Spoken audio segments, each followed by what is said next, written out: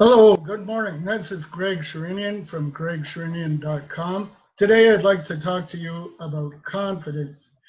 So as usual, I'm going to start off with some quotes here. As soon as you trust yourself, you will know how to live. That's Johann Wolfgang van Goes. Believe in yourself. Have faith in your abilities. Without a humble but reasonable confidence in your own powers, you cannot be successful or happy. Norman Vincent Peale. Optimism is a faith that leads to achievement. Nothing can be done without hope and confidence. Helen Keller. The most beautiful thing you can wear is confidence. Blake Lively.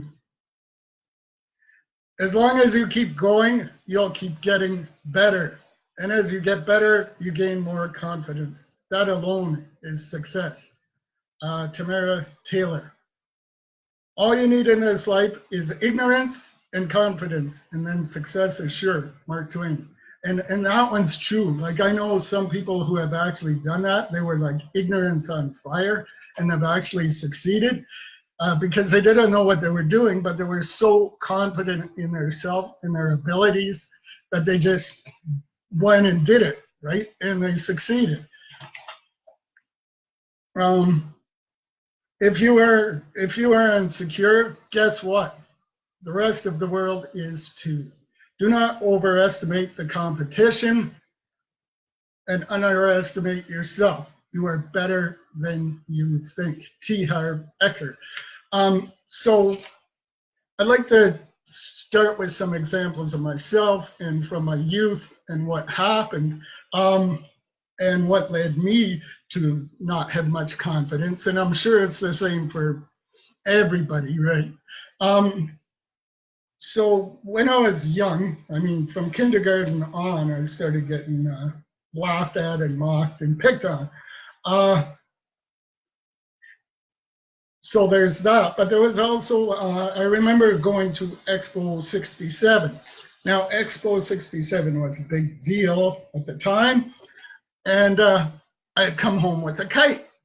So being a kid, right, I would have been 8. I think I would have been 8 or 7 or something like that. I wanted to get the kite made and fly the kite, right? So I set about putting this kite together, and of course it didn't go together right. And so my dad saw it and said, well, you should have waited for me. Okay, I'm not blaming my dad. I'm not blaming anybody. But sometimes when you're a kid, sometimes you have one incident and it's okay, right? But that sort of starts to plant the seeds. And if you keep having these incidents more and more and more and more, then you start losing your confidence. So that was maybe the start. I don't know. But then you get more incidents like that. Okay, so then there was another incident where I wanted to play baseball, right? All the kids were playing baseball.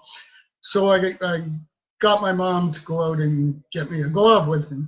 Well, I got a right-handed glove, and I am right-handed, so figure it out. How is that even possible? How am I going to do that, right?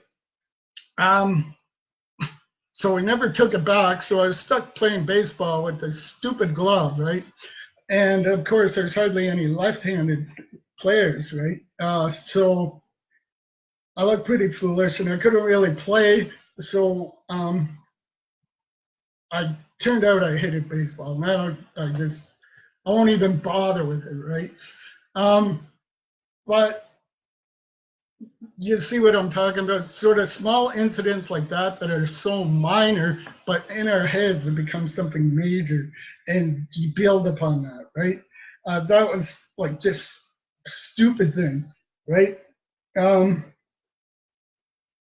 There's so anyway, as I began to get older, because I was getting picked on all the time, I was very nervous, and the kids thought it was great fun to come up behind me and then go scare me, right, and make me jump even more, which, you know, when you're nervous to begin with and you do that to somebody, that just freaks them out, that puts them on edge all day long, right? So as I was going through that,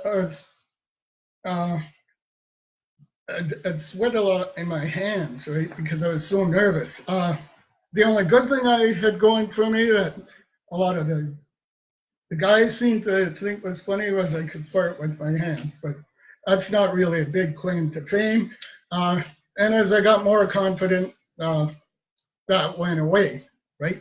And face it, nobody wants to shake hands with somebody who's all sweaty, right? So over time, I did get more confident. I'm just telling you some of my experiences so maybe you can relate and see what's happening. So another time, I remember in grade 8, we had like you could take a course, and you could take either violin or you could take a racing course. So it was like they'd watch films about the Indy 500. That was basically it. Or you could take a spare. So I took violin. Now I brought that violin home to practice, and of course, when you practice something and first learn, you're not very good at it, and it sounds like somebody scratching the board when I first started. So I heard about that from my parents, and I didn't really practice anymore. So I figured a new thing. I came out with bow syncing. You know, you fake playing the violin with the bow, sort of like lip syncing, but with the bow. Anyway, along comes the Voggy String Quartet, world renowned, right? And they come in and they spot me and they go, "You play for us." And of course, I couldn't read one single note to save my life, not one. I've been faking it the whole year. So when they singled me out, I just left the class. I just walked out. That was it. You know, I've never been so humiliated. So I walked out, and then I took the racing, but that didn't appeal to me either. So I just took a spare, and it seemed like I did that in high school too. I got hit by a car in grade 10, and I was falling behind in school. So I had a habit of just dropping classes left and right. But anyway, as you can see, my confidence was down. So I had to do things to bring up my confidence. I'm just showing you some examples so you could see. So that's enough about me. So now I'd like to show you what you can do to be more confident yourself. So according to Henry Wessinger, PhD, there are 5 things that every confident person has. Okay. So the first is an accurate self-assessment. Okay. So this isn't your mom or your dad or your sister or your brother saying how great you are. Okay. It's not a rah, rah, rah type thing. It's an accurate self-assessment of what you're good at and what you're bad at. Okay. Positive visuals. I've talked about this a lot, and I use visuals a lot in my life. So sports players use them also. Like they visualize themselves sinking baskets, making goals, even in golf, the putt, right? The whole thing. They practice and practice and practice in their heads. They practice on the field. They do whatever, but they spend hours and hours and hours. Now, I'm not just talking like a couple of minutes, right? So visuals are very important. An ability to take criticism in a healthy way, okay?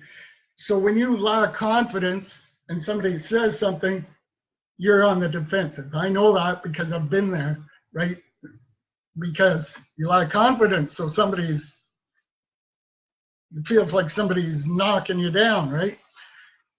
Now, I'm not talking about, you know, the ones where people make you feel about this tall. I'm talking about constructive criticism.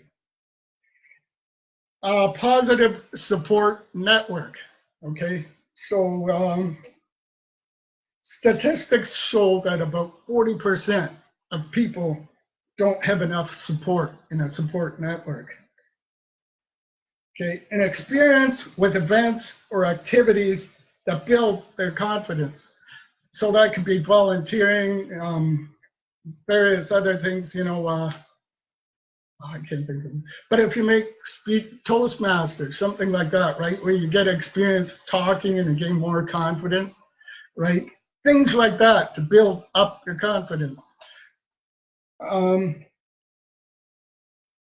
So then what else is there about confident people? What don't they do? Okay, so confident people, they don't, well, they talk, but they don't talk a lot, right? The focus isn't on them. They listen more than they talk. They listen to what other people are saying. They don't feel the need to have to talk about themselves. They feel like they're more apt to listen to the other person and start asking questions about the other person, like, finding out about them, learning out about them, not bragging themselves up because they don't need that. They got the confidence. Okay, and they don't put down other people, right? They don't feel the need to feel superior by putting other people down or bashing them or going on somebody's wall or something and criticizing them. They don't feel that need. And they aren't afraid to look silly.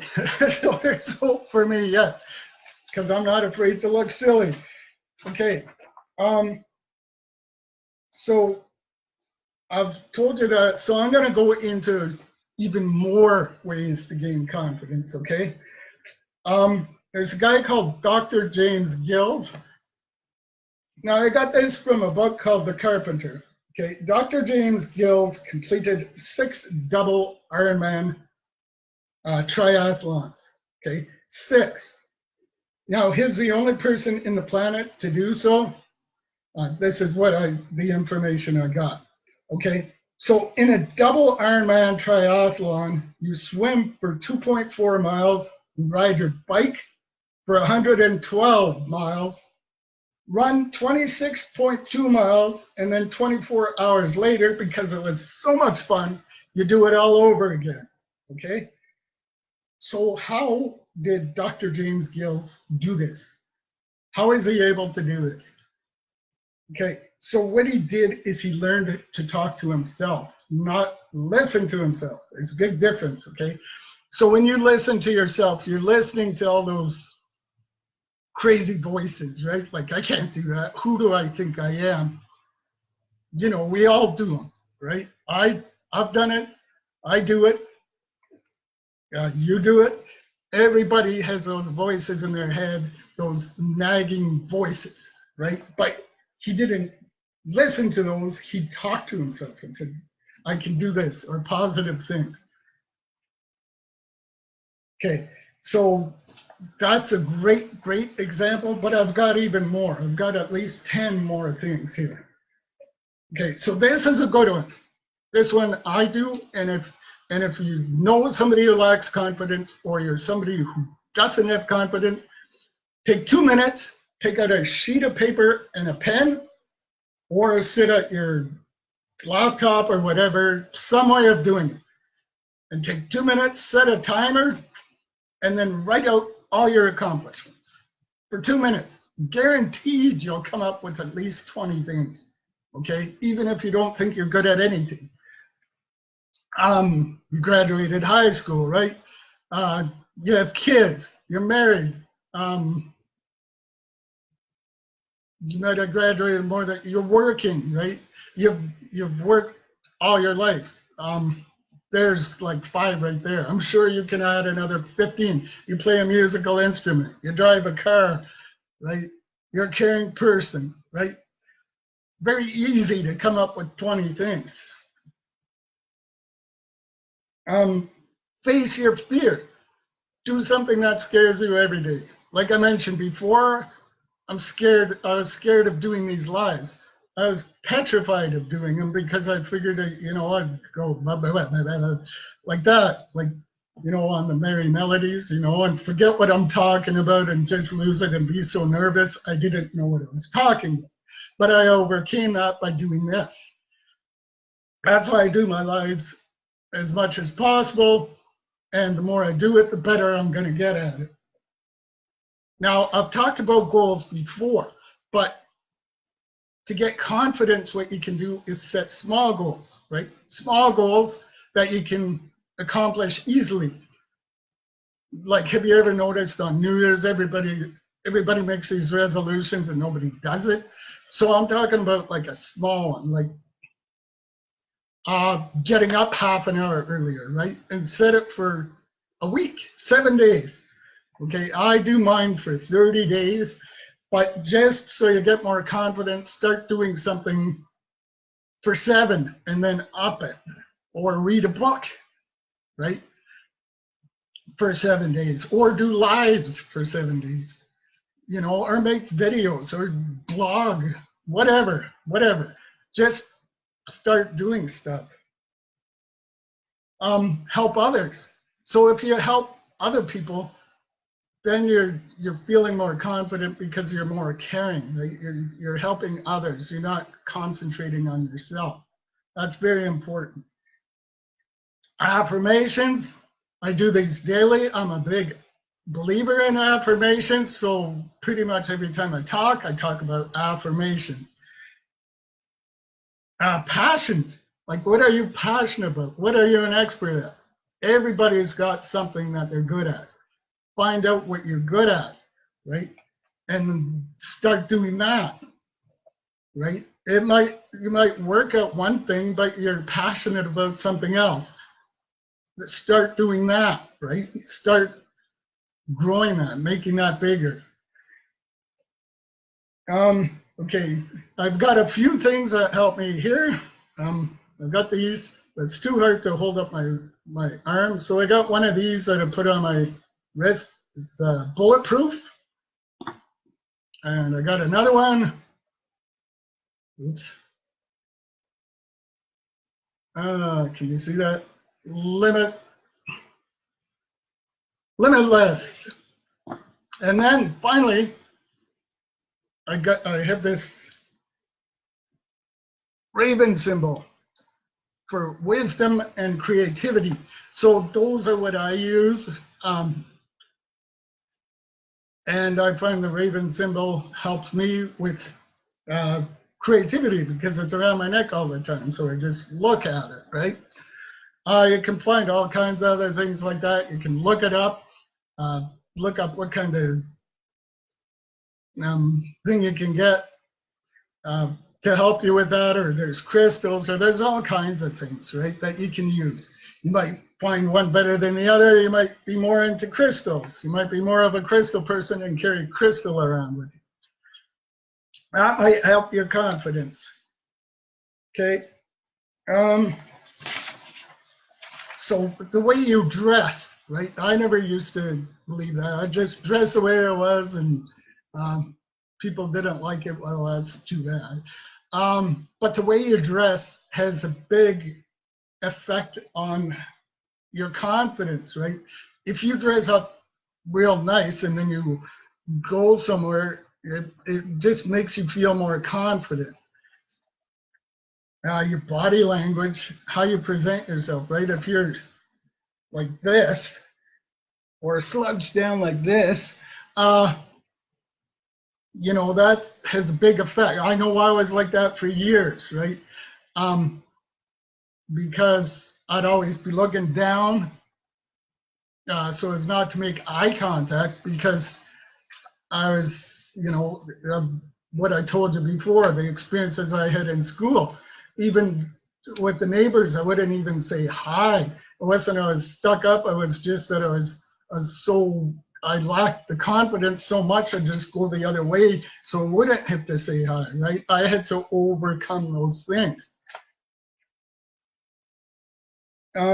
So keep stress under control, as you can see. I didn't really do that. And then another one is think, why not me? Like, I did this for a long time, right? You'd see all these people, and sure, it's easy for that guy to do it, or, you know, that guy can do it. But think, why can't I do that, right? I'm a human too. And then maybe look at some people's biographies. They didn't have it as easy as you think, right? start reading about some people's experiences by reading biographies. Okay, and here's another one that I just came across the other day, and I thought it was really, really cool. Undo yourself. Okay, so what do I mean by that? Okay, so don't hang out. This isn't me, but I'll tell you in the end who did this. Okay, so undo yourself. Don't hang out with people who are ungrateful, unhelpful, unruly, unkindly, unloving, and unambitious, unmotivated, or make you feel uncomfortable. That's by German and Kent. And so that one I really like because that one sticks with you, right?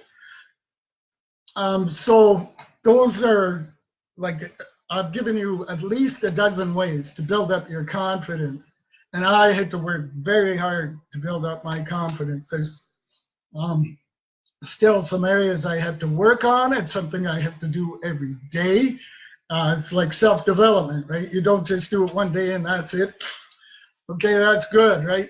You take a shower every day. You do self-development every day. You have to work on yourself every day. It's a work in progress.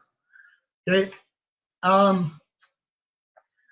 So that's it for today. Thank you very much for joining me. Thank you, Debbie, for joining. Thank you, Gino, for joining. I appreciate it. Have an awesome day. Take care.